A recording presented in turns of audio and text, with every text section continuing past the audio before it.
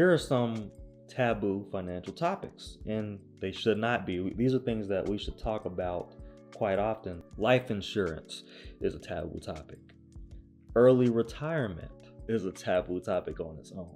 Quitting your job, job hopping, they kind of go together, but they're still different.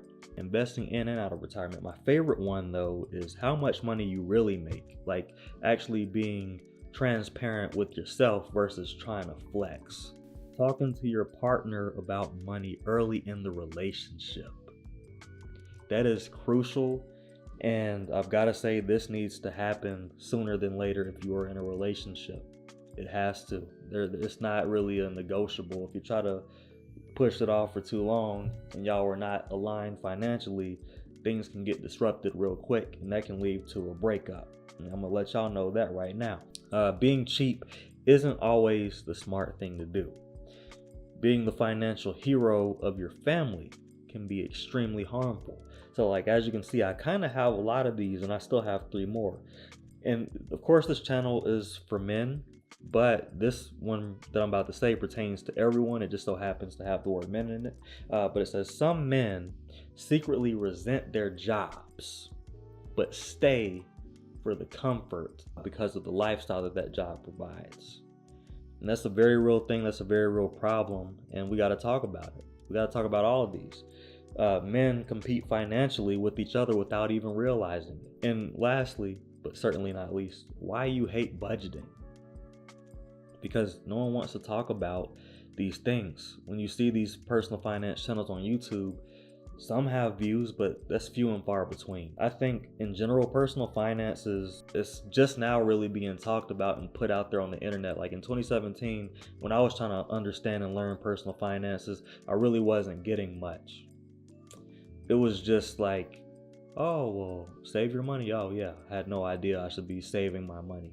Had no idea, had no clue.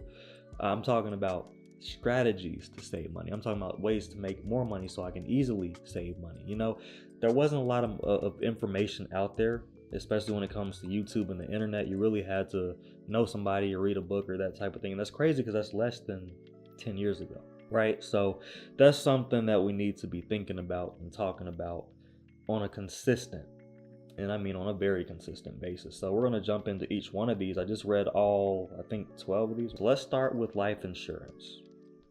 Life insurance is a taboo topic because I think a lot of people think that it's a scam. And I've heard the argument, well, this isn't going to me. I don't know how many times I have to say it on this channel or on this platform, but the thing we all got to realize is personal finances is not all about you. I know it's in the name, personal, but you got to really think about this. Your family is also personal, right? And so you don't do this just for you. Like when you pass away, you want something to where your family can bury you without stressing out. You're basically being buried with the money that you provided through your life insurance policy. There's a plan, there's a contingency plan. There's also a plan for them to get money as well. So they can take time off work, they can grieve, they can do what they have to do, they can put whatever in place that they need to put in place. People need to talk about life insurance more. A lot of families avoid that topic for a really long time because, oh, I don't want to think about that. And we have to get out of our emotions when it comes to personal finances to begin with.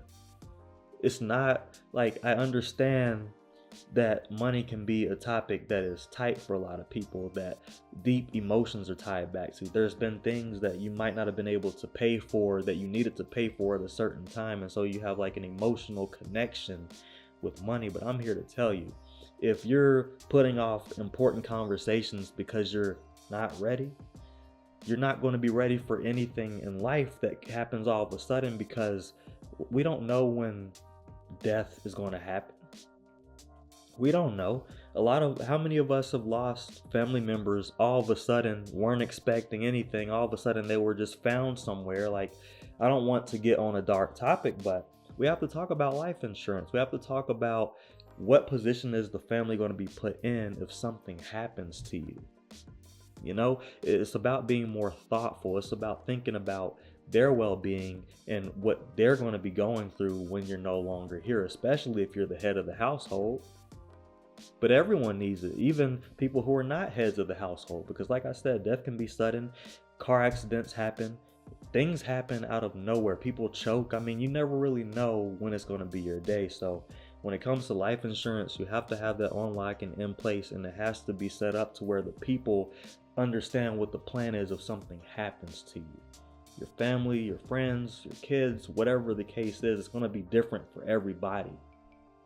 But life insurance is of the utmost importance. And of course, if you have family changes, you get remarried or something like that, or you just get older, the people in your life that you were otherwise going to share the money with, they passed away, or whatever the case may be, that's when you update your life insurance policy, and specifically with who the beneficiaries are going to be. This isn't the most exciting topic, but it is an important topic. We have to get away from what's exciting and what's emotionally comfortable. We need to be looking at what is going to be the most helpful and the most useful for the family. And then we can look at excitement on the other side of that. But life insurance is something you definitely should sit down with your family about and talk about. Say, hey, listen, it's going to be a tough discussion. You don't want to go there. You don't want to imagine me not being here, but we need to talk about this. It doesn't have to be an everyday conversation, but it needs to be a conversation every now and then. I just encourage more families to talk about it, because I done seen, people passing away in my own family. And then that's when a lot of family fights happen, because they're arguing over who should pay for what, how are we going to do this, who's going to bury her, oh, she wanted this type of thing, he wanted this type of casket, whatever the case is. And it's like, we shouldn't be fighting during these times. Everybody's grieving, everybody's stressed all the way out, and it shouldn't be like that. If we had more people with life insurance policies, that is going to put you in a better position. It's going to put your family in a better position, and it's money that you won't miss, because it's money that you've already pre-dedicated to something else that has nothing to do with you. Let's talk about the second taboo topic right now: early retirement. Early retirement is mainly taboo for a few reasons. One, this has been on my mind since I was 21, because at first when I was in college, I was like, I want to climb the corporate ladder, eventually make six figures, and I just want to keep moving up, maybe become CEO someday. This is just like me in my mind. I can be a little delusional sometimes, so I genuinely believe I can do anything. And I'm just like, well, I'm 21, like I'm young, I got the energy, I can spend all the hours I want to at work and put in the time to learn what I need to learn, and just keep climbing up. Every couple years, keep moving up. And I didn't really know what all that entailed, and I learned very well what it entailed, and I did climb the corporate ladder, I did make the six figures, I did all the things. But I got to thinking about early retirement when putting those hours in started becoming less than desirable, for lack of a better term, because I was probably averaging 75, 76 hours a week in that whole year compared to your typical 40. So I was really out there putting in the work, learning the lessons, going through it, sweating. My point is that crucial experience and just being in a dark place at that time, not really knowing where it was going to end or why things were happening that were happening. So I ended up learning about personal finances. I ended up learning about what all of it entailed, and I was like, you know what? There's a such thing as passive income. There's a such thing as making extra money. There's a such thing as retiring early. What does this look like? And I started meeting some people and everything, and some people were like, yeah, my wife and I retired at 27, 30. I started meeting all these people, and granted, long story short, that ended up not being what I thought it was. So I'm gonna be very clear. This video is not like I guess advertising that, because that ended up being an MLM situation, which I did not like one bit. Like, the experience was good, don't get me wrong, but as far as the amount of money I had to spend per month on building a business that wasn't even my business, what you're watching right now is my business, right? Wealth Journey Collective that I talk about in every single video, that's my business, right? That's the business that owns WealthSync AI, which is the app that I'm about to launch here in a few days. That's my business. This whole platform, everything that I have an extra income stream with, my book, right? Wealth Journey. Well, my book is called The Wealth Journey, but still, my book, that's my business. So I was learning about all these things, and I was like, I still want to retire early, and it's obviously possible. I've seen enough examples to know this isn't just a pipe dream, but it will take an incredible amount of work. But you talk to anybody about early retirement, and what's the first thing they say? Okay, even if you do even if you do retire early, what are you gonna do with all that free time? I wouldn't even know what to do, man. I would just, I'd rather work. Look, I mean, I'm not saying I don't have a plan for early retirement. Like, I know exactly what I would be doing. I would be doing my business full time is what I would be doing. Y'all know how I do Muay Thai. That's my favorite hobby that I have going right now. I would be in there a lot more. I'll be putting a lot more hours in there. I mean, I've already put a lot of hours in there over the past 2.5 years, but I would be putting significantly more time into my hobbies. I know that I would sleep and wake up when I want to. I know that I wouldn't have to answer to anyone on when to be where. You know what I'm saying? I would have to answer to myself and God, but I wouldn't have to answer to the same people I have to answer to now. And that's not to say that I don't like my job. I enjoy my job now, but we know what the end goal is. The end goal is early retirement, and that has been my goal since I was 21 years old. And I knew that I wanted something to do with YouTube, something to do with business. I just didn't know what, and I didn't know enough about personal finances at that time to actually discuss personal finances on YouTube while being confident and knowing what the heck I'm talking about.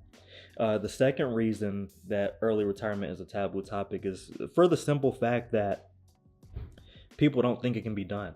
And people don't really understand how much money you truly need to retire, or like what that even means. But yeah, they don't think that the early retirement deal can be done. It's like, well, I could never do that. It's like we over analyze and look at this will take forever to retire. But realistically, just read Money Master the Game. It'll break down how retirement actually works, because a lot of us haven't even looked into what the retirement number is, or how you're even supposed to take money out of your account when you are retired. And there's formulas, there's different methods, there's different strategies. But what you need to know is we can't just go off of an age. Because ironically, a lot of people aren't even adding to their retirement accounts right now, and they're thinking, yeah, at 59 I'm gonna retire. That is your retirement. The way I'm telling you that it should be done is 401k, Roth IRA first, mind you, 401k second. You can be building your Roth IRA when you get your first ever job in life. You just have to have an income to have a Roth IRA. There is no age limit, as far as like, there is no too young or too old to invest in a Roth IRA. There's 401k, which is when you work your full-time job. Then there's the individual brokerage account, which I show y'all all the time and talk about all the time, and I've spoken about at length now, and spoke about my 8-year journey with investing with y'all, and how I built my net worth into almost $200,000, and I got to my first 100,000 at 28. And so almost like 2 years later, because I just turned 30, almost 2 years later, we're talking about, oh, now it's almost doubled. So if you can just look at how quick your money can double, that's going to be the formula for how quick you can get to that number, whatever that number is. It's going to be in the millions, don't get me wrong, but when you invest and when you build a business, those things happen faster, but it does not go without effort. And that's what I teach on this channel. So like the personal financial topics that are taboo, or things that, like I told you earlier, sound delusional. I might be. But when I really think I can do something, I always end up doing it anyway. So is it delusion, or is it just confidence in yourself? Because I don't think it's delusion, but I think people could perceive the things that I'm saying as delusion. That's why I always break down the actual groundwork that goes into these things and go from there. So anyway, let me continue. Let me go down to number 3. Quitting your job is a taboo topic, y'all. How many of y'all know that? Quitting your job is a taboo topic for the simple fact that there is security in jobs, right? And so for me, when I was working my first job, it was such a toxic environment. I mean, people just talk to people any kind of way. It was dirty because it was in the rubber industry. You know, carbon black, if you don't know what that is, look it up. Carbon black's floating in the air, and there's like slurry and this thick, viscous material. It was just nasty. I would go home, like, I'm pretty dark right now, right? I'd go home blacker, and then when I'd get in the shower, this black mess would just roll off my skin, and the bottom of the tub was super black. So obviously quitting my job was on my mind. Let me just put it that way. that wasn't the only thing on my mind, but that was the main thing on my mind, was getting up out of there. I was like, this material, this mess that's getting on my skin, this can't be good, not long term. So I got to get up out of here. But the main reason I wanted to get out of there was the way that I was being treated. Like, they'd be like, "Oh, thank you." Yeah, that means nothing when you're working a person 80 hours a week and then cutting it down to 74, talking about, oh, on the seventh day you can work 8 hours instead of 12. That's not doing me no favors, because I still got to be in the next day for a full 12. So to me, I'm already cooked. To me, I'm already working a stupid amount of hours, and for what, right? So quitting a job is definitely a taboo topic, because it's, well, where are you going to go making this kind of money? You're already used to this BS. You don't know what you're going to get at the next job. You're not used to their BS. You're used to ours. So you should stay here. Don't listen to that stupid mess. That's about useless. That's, at some point, enough is enough, and you got to be like, you know what? That's a risk I'm willing to take. And that's straight up what I said to them. That's a risk I'm willing to take. Can't be much worse than this. Not working no 80 nothing hours. So I'll actually loop these in together. Quitting your job and job hopping.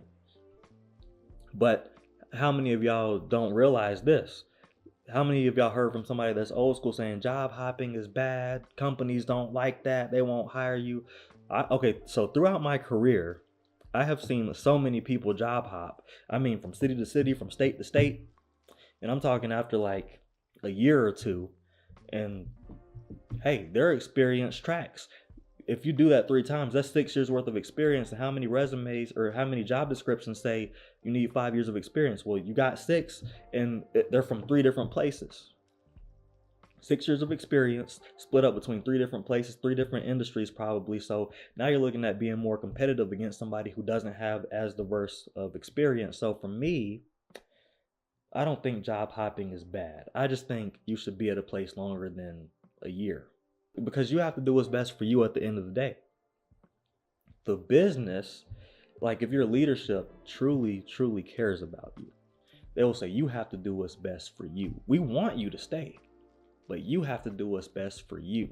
And I know, because I'm a leader. You have to do what's best for you. So for me, it's not a taboo topic, but for a lot of people, it's a taboo topic. And I think that's just fear-mongering, gaslighting, because it's not bad. If you are ever in a situation where you need to quit your job, whether it's family related, whether it's you just don't like it there anymore, you have to look at what's best for you. And both of these are taboo topics, because there's fear of the unknown. I even had it, like, I went from North Carolina to Nevada. I even had it. I was like, man, I heard the cost of living over there is a little more. And what if going out there is shooting myself in the foot? Because what if I get out there and I'm being worked every day just like I am out here? Except this time I'll be thousands of miles away from my family. 2,000-3,000 miles away from my family. I think it's 2,682 miles or something like that from my family. And I talked to a lot of people about it. A lot of people that are close to me, which is not a lot of people, I might add. But then I came to the conclusion, you know what? This is a risk I'm willing to take, and I'm going to go ahead and do it. So I'm relating these back to my stories a lot, because I want you to understand that these are taboo topics until you've experienced the things, right? And then you can say truly that these aren't actually bad. I haven't had any bad experiences with these things. And everybody's experience can vary, but for me, I haven't had bad experience with these things that we're talking about so far. So maybe everybody just is speaking off of regurgitation, where they heard somebody say something and they've heard it so many times that they believe it. Or maybe they've even seen examples of people not doing, or people doing these things that are taboo topics, and saw something bad happen. But even still, they themselves haven't experienced anything bad. Let's talk about investing. That's next. That's a taboo topic. In and out of retirement, I might add, because I speak to people all the time, almost on a weekly basis, about this. But a lot of people are not investing in their 401ks because they want more money to themselves, not realizing if they don't put money in their 401k, there will be no retirement. And if you're not investing in your 401k, you are likely not investing in a Roth IRA, and you likely don't know what a Roth IRA is, and you likely aren't investing in an individual brokerage account, investing in stocks and ETFs. And you most definitely probably aren't investing in gold, Bitcoin, crypto, right? So let's talk about it. Let's talk about how a lot of folks, they're afraid of something coming up, so they want to have as much money to themselves in their bank account, which is doing nothing for them, and at the very least is probably giving them point something in interest on their money. And that's not doing what the 401k is doing. At least with the 401k, the company can match you if your company provides a match, and then they give you half for every dollar you put in. So every $500 in, they put in another $250, and then it still grows and compounds beyond that. And if you do that while the market is dipping and the company still put in half of what you're putting in there, that mess is going to grow drastically. I mean, mine hit 6 figures so fast I could barely blink before it did it. If we're looking at the time span, it does not take long. So when we're talking about how fast your money can double year over year, just off of you investing and then making more money and then being wise with the extra money, and instead of buying a new car, having a new car payment, having new liabilities, having an extra $700 just go out of your bank account for reasons that don't grow you financially, but then being like somebody who's more financially savvy, saying, I'm gonna take that same $700 I would have spent on, extra rent or something like that for more space or for a better looking place or for a nicer something. Just think of anything. Use your imagination. A nicer laptop, a nicer whatever, because a lot of people don't buy things in cash. They buy them in increments, and it might be $600, $700, $800 a month until it's paid off. But I'm saying, what if you took that same money and put it in investing? How quickly do you think that would double? Because I'll tell you what, if you put $800 into anything that you just buy and it's a liability and now you have it, but the money's gone, that money has went straight to zero. And $1 today is worth more than $1 tomorrow. So knowing that, if that same $800 went into an investment and that investment grows and eventually doubles, and it takes, let's say, 6 years to double, if it doubles every 6 years, that's pretty good. Whereas the $800 you spent on, I don't know, a luxury item of some kind, I don't have a lot of great examples off the top of my head tonight because I really don't partake in all that stuff. I'm more of a tech guy, so iPad, laptop, iPad, MacBook Pro, iPhone. I'm more of a tech guy when it comes to these things. So maybe that's for me, but I mainly buy those things for business purposes more so than like personal entertainment. But my point remains, instead of being afraid of investing in the stock market, saying, what if I lose all my money? Okay, the chances of you putting $800 into the S&P 500 tracked ETF, also known as VOO, right? Or SPY if you want to go that way. The chances of that $800 you put in there going to zero is practically 0% that it will ever happen. But the chances of you buying something that costs $800 and you losing $800 goes up drastically. And if you buy it on a credit card, the chances of you spending more than the $800 you intended to spend in the first place is even more. You're likely going to spend $942 paying that off incrementally, if not more. And then that $942 goes to zero. Whereas that $800 could have ended up being $942 by the end of the year, sometime sooner. That's what I'm saying. I'm saying we don't need to make investing a taboo topic. We need to make investing something that we're open to talking about and open to thinking about. And if you don't know nothing about investing, I would say spending time on YouTube, on my platform, on Wealth Journey Collective, which I have linked in the description, where I have a course that shows you how to invest in every little thing you need to know from start to finish. And I have bi-weekly calls in which I'm up there literally teaching what I'm doing. And I even teach the losses, the wins. I show every single month what my profits were from investing. I show all of that stuff so y'all can see that this is real and this is not fake and this is not make-believe.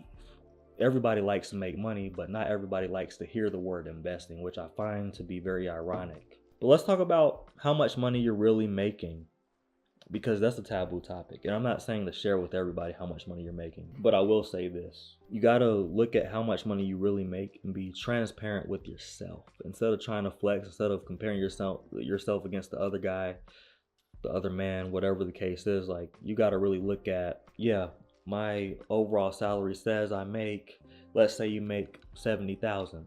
What I'm here to tell you is that ain't how much you're making. You're probably making $56,700, give or take. That's how much you're actually making, because the rest is going to taxes. The rest is going to old Unc Sam. That's who it's going to. And if you end up not having any withholdings as far as your paychecks go, he's going to be waiting for you. He's going to have something for you because you're going to have to pay either way. So even if it's like, oh no, I didn't withhold anything on my taxes. Okay. So yeah, you pocketed $75,000 for the full year, but guess what? Come April, you're gonna be paying, and it's gonna be more than you think it's gonna be. So that's why I'm telling you, be transparent with yourself.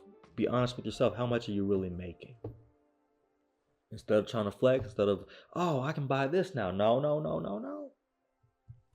How about putting some of that money away first? Right? How about putting that money into investments first? And then once you get comfortable, once your money keeps going up, then you can slowly but surely upgrade your lifestyle. But lifestyle upgrades are going to cost you the opportunity of making yourself rich at a younger age than you ever will ever again. Like, that's the chance that we're talking about missing out on that we don't realize. So talking to your partner about money early on in the relationship, that's extremely important. If you are a person who is dating responsibly, I'm not shaming anybody, but if you're dating somebody responsibly and according to wanting to marry them, because I always tell people, like when I was single, when I was dating for the purpose of marriage. And you're going to scare a lot of people off that way, but it's good to make it known early on because a lot of people just want to hook up nowadays. I'm not shaming you. I'm just telling you straight up. That's not what my goal was. And you want to date somebody for marriage. So when you want to date someone for marriage, you got to really think about certain things differently. You have to think about how y'all plan to do money when you get married. You have to think about, do you want a prenup? Do you not want a prenup? That's a taboo topic in itself, which I actually didn't write down, but that's something that can be talked about early. And it can be as simple as, how do you feel about prenups? And it's like, I don't feel any way about them. Like, you can lead with how you feel about it. I don't feel any particular way about them. I don't know enough about them right now, but I'm curious, do you have any thoughts on prenups? And that's something that should be talked about, especially if you're a higher net worth individual. And there's different schools of thought. There's different schools of thought with, the church about prenups. There's different thoughts with lawyers and different thoughts within each category. There's rich people who don't believe in prenups. There's, not so rich people who believe in prenups, right? So it just depends on what you want to do. But you got to talk about money in a relationship early on because usually there's a spender and a saver, right? There usually is. There's usually someone who's more likely to go out here spending their last talking about, oh, my bank account zeroed out. Yeah, there's always somebody in the relationship that's more of a spender, even if they're not completely zeroed out in their bank account. There's someone who's more of a spender, and so y'all have to coexist and understand. Look, this is how I want to do money as a married couple, and this is what I plan on very well doing. I can't have you out here messing up the money with your spending. You'd say it in a nicer tone, of course, but you got to let them know, this is really important to me. A lot of couples get divorced over not having their money right. So we can't mess each other's money up, and put yourself in it. Like, we both can't make mistakes. Like, I can't be out here investing a stupid amount of money on the off chance that it goes crazy and we're rich.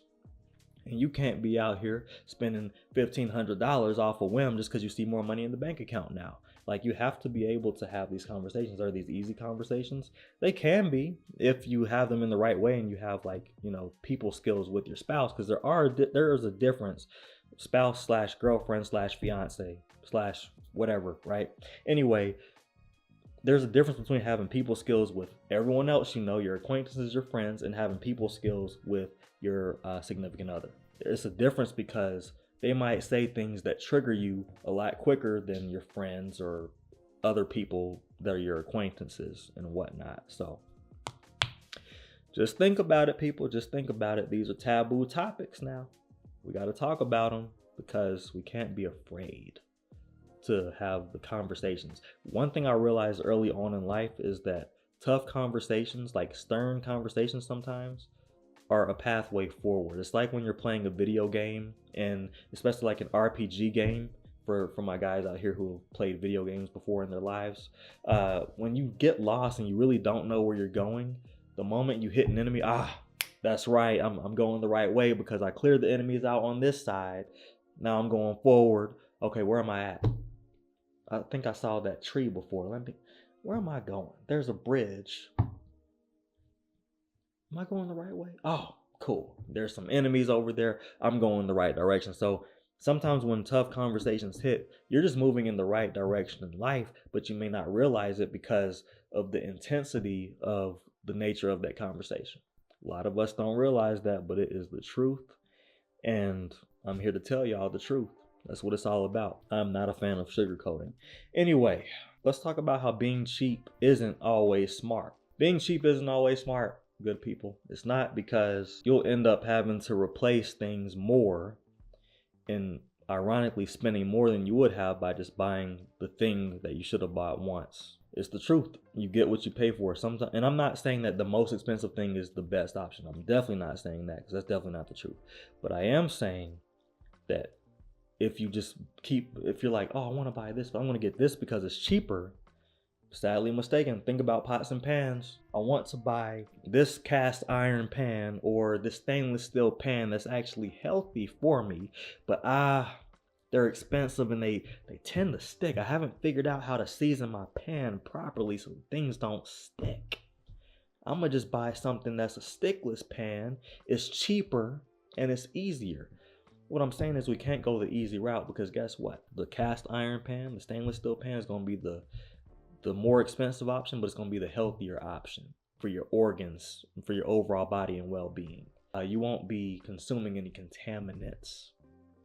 You do the same thing with a stickless pan or all these other types of pans on the market. You got paint peeling off, a little black paint. Y'all know those little black pans, paint be peeling off after a while.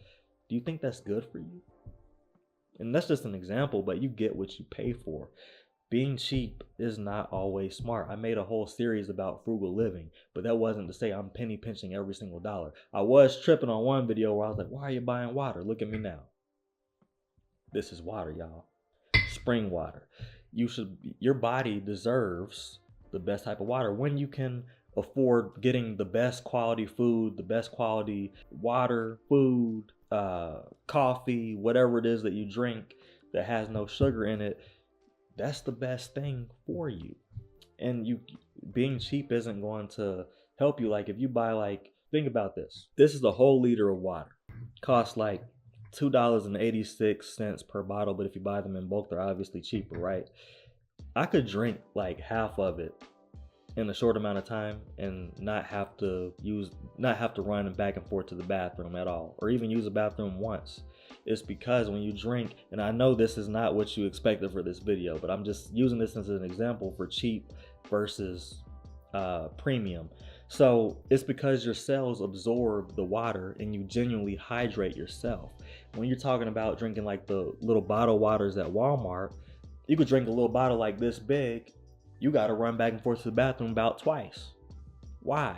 Because it's running right through you. Your cells are not absorbing it because they don't have the trace minerals in them like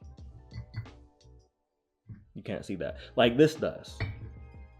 Do you understand what I'm saying? So that's like obviously a simple example, but people don't realize it. That is true hydration when your cells absorb the water versus when you're it's just running right through you. Sorry, y'all, I gotta be back. Gotta use the bathroom real quick. Y'all ain't seen me do that, and I'm drinking these in just about every single video.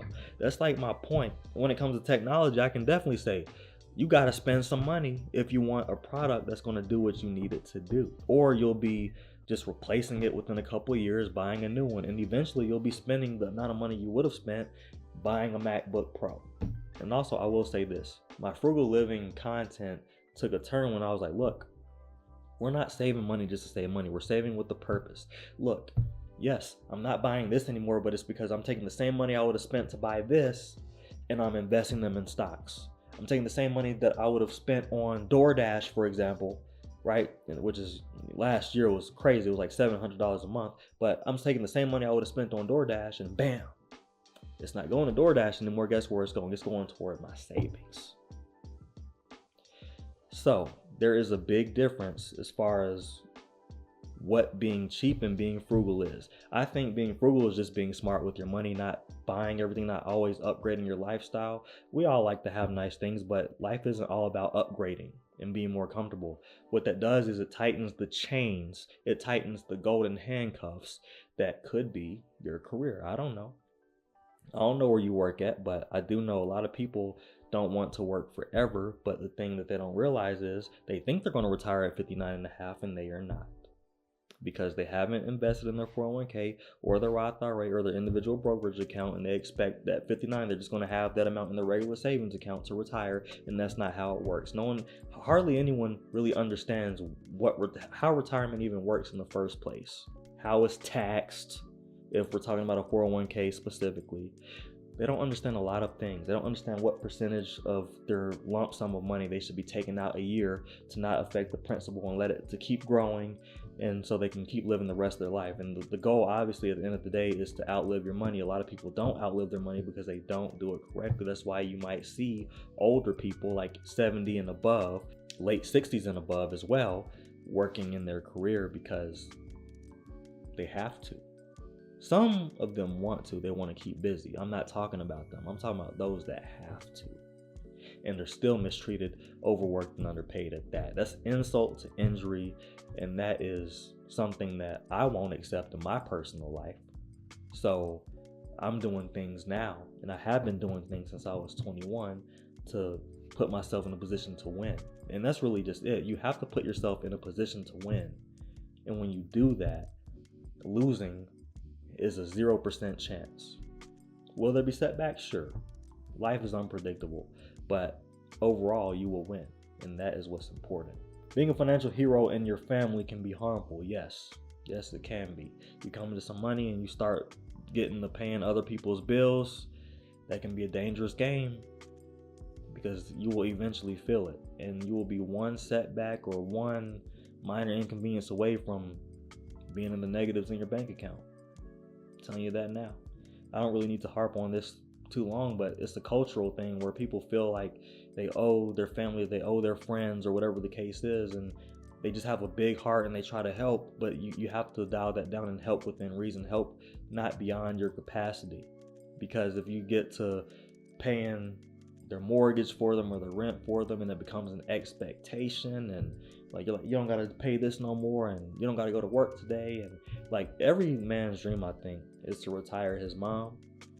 I'm just saying, you gotta do it within reason. You gotta be smart about it, and you have to know when is the right time to do so. Not just, oh, I got my first million, I'm a buy this. No, you still got taxes now. Let's not forget about taxes. And then if you buy your mom a new house, that has taxes too, property taxes to be exact. There's things you gotta fix if they get to breaking in there. If things start breaking in the house, you gotta fix them. You gotta replace the water heater. That's not cheap. Like, there's a lot of miscellaneous things that can happen that you may or may not be prepared for when you start looking out for family. So I would just say, you have to look at, I built this thing called a family account. I just started it, so it doesn't have too much money in it, but I started this thing called the family fund, the family help fund, in which that is the maximum amount I'm willing and able, I might add, to help family with. And once that money's gone, there's no more I can give that year. And I've spoken to my girlfriend about it, and I said, look, when we get married, this is something that we need to look at. This is the family help fund, so this is the maximum amount that we're able to help. And then when that money's gone, we both have to agree on the number. And and that goes back to talking with your partner about money early on. It's very important. Some men secretly resent their job but stay for the lifestyle.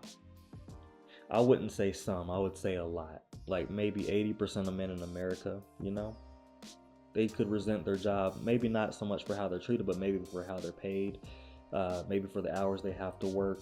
For me, it was like everything, but I didn't.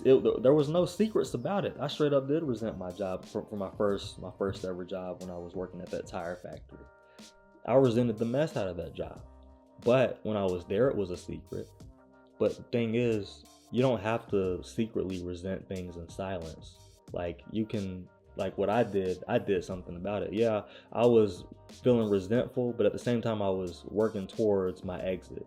I saved $20,000, for example. I was out here putting my resume in state, out of state, because they kept saying, well, where are you going to go and make this kind of money? I showed them I had something for them, and so I did. I was like, who says I have to, where around here you going to go and make this kind of money? I was like, I don't care if I'm in a different state. I'll move across the country for this. Watch. Oh, got another job at a much better place, much better work-life balance, more pay. Well, the cost of living there is higher. Oh, okay. I know how to manage my money, so thank you very much, but I'm good. You know what I mean? And it's one of those things where I was constantly working towards my goal. I did the necessary preparation, so there was no words, no gaslighting, no guilt that anybody could put on me that would make me otherwise change my mind. The only person that I was going back and forth with was me. And that was, oh, what if I get out there and it's worse? But I was never like, what if they're right? I never said that to myself, because I didn't care nothing about what they had to say. They were stuck in the same place I was trying to get away from. Why would I listen to them? Y'all understand what I'm saying? Yeah, I got hot on that topic a little bit, but I just had to let y'all know something. If you're contemplating, or if you're resenting anything, relationship, job, you have to do something about it. You either have to have a tough conversation or you have to get up out of there. Point blank. 2 more, y'all, and I'm out of here. Men compete financially with each other without even knowing it. And that's a sad thing. Ego is a killer, y'all. Ego is something that, it's a demon in disguise. Being proud, and it's one of the 7 deadly sins. Pride. What do you think ego is? So, in short, oh, he got a BMW. I'm gonna get one just because he got one, but I'm gonna step him up a little bit. The whole time, his bills ain't suffering because of what you did. Yours are. That's really all I had to say about that one. Y'all know where I can take that one, but I'm not gonna do it. And lastly, but not least, you hate budgeting. And we have to talk about why you hate budgeting. And that's a taboo topic, because budgeting is one of the most boring things in personal finance. But a lot of budgeting channels are starting to pop off, especially nowadays, because they're making it fun, they're making it interactive, they're building communities around it, they're holding each other accountable. And I think that is just a wonderful thing, and I love to see it. I really do. But what I also believe about budgeting is the reason that budgeting is so difficult is because we can't predict our own money, and when you do it manually, you're talking about spending hours when you'd rather be doing anything else. And I've done it all last year, where because I hate the financial apps they have right now, so I've been just like on a Google sheet, on an Excel sheet. I made this really fancy Excel sheet last year, and I was just tracking everything, and I was like, oh, okay, this is great, but it was manual. And it's hard to predict your money when every little thing you do is manual. And then you have human error and things that you might forget to type in, or things that are one-off bills that every 3 to 6 months you get hit with, and you're like, I forgot about that. Next time. But you never put it on your calendar, so you forget again the next time. And this time it puts you in the negatives. And it's like, we don't have to go through these things. But I always say, when you have a problem, you got to do something about it. Something I've done about it was I built a whole app, and it runs off of Google Sheets. I built it literally on top of Google Sheets. So I'm with the thought that I don't like managing my money on my phone. I like managing my money on an Excel sheet, on a Google Sheet. So since Google Sheets has more users, I built it on top of Google Sheets, and Google Sheets is free. Excel is not. I built it on top of Google Sheets. Now you can just click a button. I want to see how I spent money for the month of September 2025. I want to, and then you go ahead and click connect bank account. Boom. All your spending, all your everything comes up there. Every amount that you spent, every amount that you made is right there. Then AI on the side, boom. You don't even got to read this. That's really just to show you that all your information is there. And by the way, it's not shared with anybody except you. But boom, that information is there. The AI chatbot summarizes which category you spent the most in and what you need to tighten up on. And then there's an AI chatbot screen. You can start asking it, how much money did I spend on average per day in April versus May? And it's going to tell you. What budgeting advice do you have for me? How would you suggest I change my budget to save an extra $200? It will tell you. This thing is very advanced, y'all, and it took me a long time to make, but I'm wrapping it up tonight. I will be going on, I won't even be spending that long probably coding tonight because it's pretty much done, but I do need to make sure the software update works. So I hope to have a demo to you all. It'll be in a recorded YouTube video. I don't want to do it live just because it does not have example information. It literally links with real information. So I don't want all my information in there like, oh, this is where he lives, this is where his utilities are from. Like, that's just kind of weird to me. So I want to make it a recorded video so that way I can blur out the proprietary information and everything. But my point is, it's gonna be about useful. So I look forward to that.